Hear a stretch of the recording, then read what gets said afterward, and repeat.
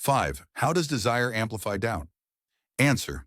Imagine a person for whom worldly matters have grown in their mind and become their greatest concern, thereby diminishing the hereafter. This person will not comprehend jihad.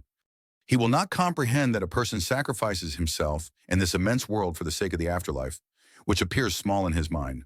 The world has become his greatest concern, so the legislation of jihad becomes very hard for such a person, and doubts arise for him. However, if he starts to return to his Lord and sees things for what they truly are, he will view the world as that trivial bridge in comparison to an eternal afterlife, and present to them the example of the worldly life. Like water we send down from the sky, and the plants of the earth mix with it, then it becomes dry remnants scattered by the winds. The world is a simple incidental thing compared to an eternal afterlife. If things return to their natural order, he will see then that jihad is self-evident and will hope that God grants him martyrdom in his path. Thus, the doubt about jihad will not exist at all. The assumptions of the doubtful should not be beguiled by their own reasoning.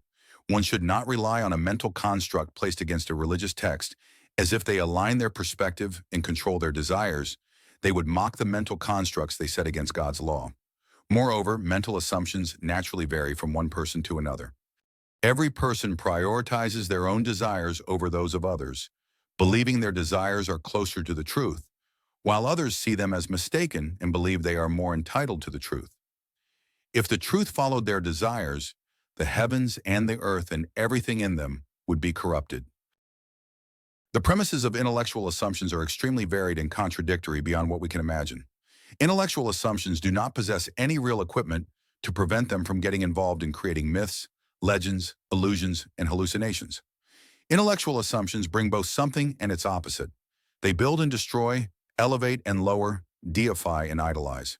Intellectual assumptions are infinite measures, because their foundation is desire.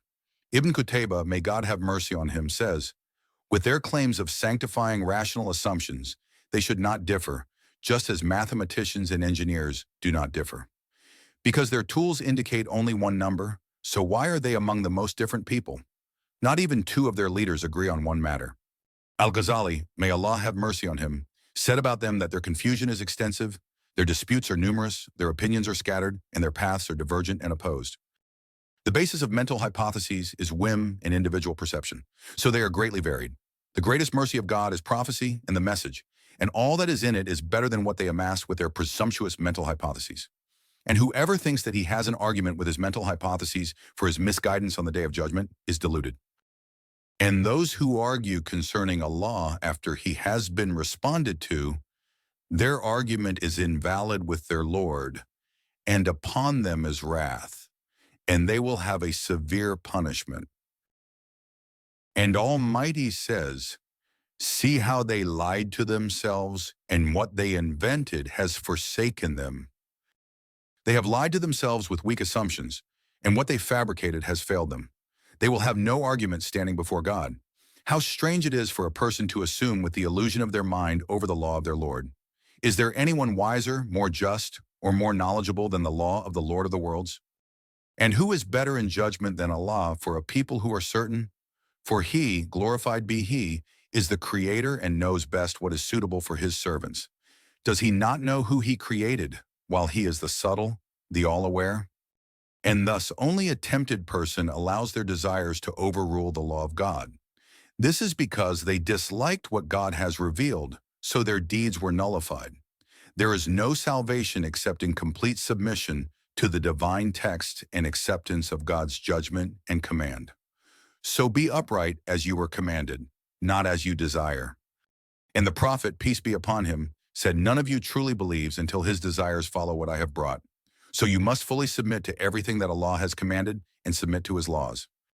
The response of the believers when they are called to Allah and his messenger to judge between them is to say, we hear and we obey, and they are the successful ones. And do not make the wisdom behind the legislation, which you have not fully comprehended, an excuse to deny the religion of your Lord. Rather, they denied what they did not comprehend and whose interpretation had not yet reached them.